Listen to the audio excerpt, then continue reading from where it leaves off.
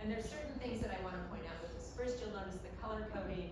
Yellow is for yellow fever 17D vaccine because Dengue is a chimeric. It's part dengue, part yellow fever 17D. All of the non-structural proteins are yellow fever 17D.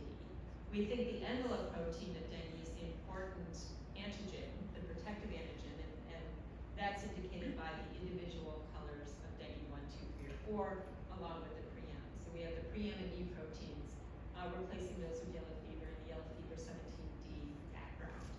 You'll notice that this vaccine requires 3 doses to be given over the course of a year. 3 doses given in subcutaneously, and that's very unusual for a lot of attenuated vaccines. To be given systemically and require 3 doses is unusual. It's authorized now by FDA and ACIP for people 6 to 16-year-old who are living in highly endemic areas of the U.S., which currently is Puerto Rico and the territories that Gabriela mentioned. WHO recommends it for 9 to 45 or older. It also requires previous documented infection with dengue, either by a blood test or a clinical evaluation with documented infection in the past. So you have to have had dengue to receive this vaccine, again, which is unusual. The other 2 vaccines, one is the Takeda TAC 003. It is also a chimeric for 3 of the 4 serotypes, but it's on a dengue 2 background. It requires 2 doses to be given over 3 months, and it's currently recommended by WHO for people 6 years of age and older. And then TB003 is the vaccine that I've been working on for 25 years now. It was developed by the U.S. National Institutes of Health, but the technology's been licensed to Butantan, Merck, Serum Institute of India, Panacea, and other companies, and we'll talk about this. So I think what the points I want to mention here is this does not contain any non-structural proteins of dengue. They are all non-structural proteins of yellow fever 17D, and work that's been done by Alex Etienne and Daniela Weisskopf have shown that more than 85% of the CD8 T cell epitopes are located in the non-structural proteins. So you get a very nice CD8 T cell response to yellow fever, but not to dengue. Phase 2b efficacy study we're going to talk about first, and that was conducted in Thailand in children 4 to 16 years of age, and this is what changed the dengue world. So we see, and what I'm highlighting here are the neutralizing antibody titers to each of the 4 serotypes 1 month after the last dose of vaccine. So 1 month after the 3rd dose. And what we see is the percentage of people who are seropositive, 95% to 100% in each of the 4 serotypes, with what dengue people would consider to be very good at neutralizing antibody titers. 2 phase 3 studies started while this phase 2b was ongoing. One was in Asia, in 5 countries in Asia, in children who were 4 to 16 years of age, and one in 5 countries in Latin America, in children who were 9 to 16 years of age.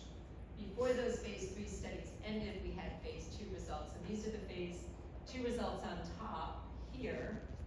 And what you can see is, in this phase 2b study, the vaccine did not produce significant efficacy. They didn't look, it was not powered to look at hospitalization or severe dengue. It was a smaller phase 2b study, but this shocked everyone. Everybody predicted this vaccine would work based on the neutralizing antibody titers that it induced. The company continued the phase 3 study, and we got better efficacy, and this is against virologically confirmed dengue of any severity.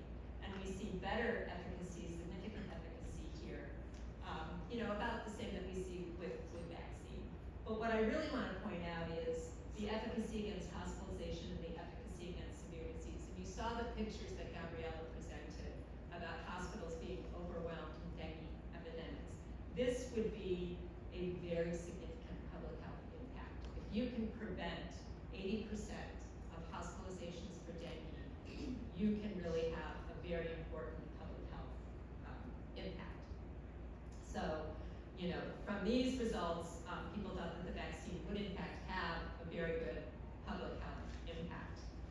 But when they did a little bit deeper dive into the analysis, what they saw was that there was a significant difference between efficacy if you've already had dengue compared with if you've never had dengue. So the vaccine did not induce significant protective efficacy against virologically confirmed dengue if you've never had dengue. It had very good efficacy against against biologically confirmed dengue if you've already had dengue. And just sort of think about it, if you've already had one dengue infection, Gabriella showed you, you have much less severe disease with your third or your fourth dengue infection. So if you've already had dengue and vaccination is your second infection, you've really broadened your immune response to have greater protection against more severe dengue should you subsequently been infected. But if you've never had dengue, the vaccine is acting as your first infection. So if you don't have good balanced protection, you may be set up for more severe disease if you're subsequently infected with dengue.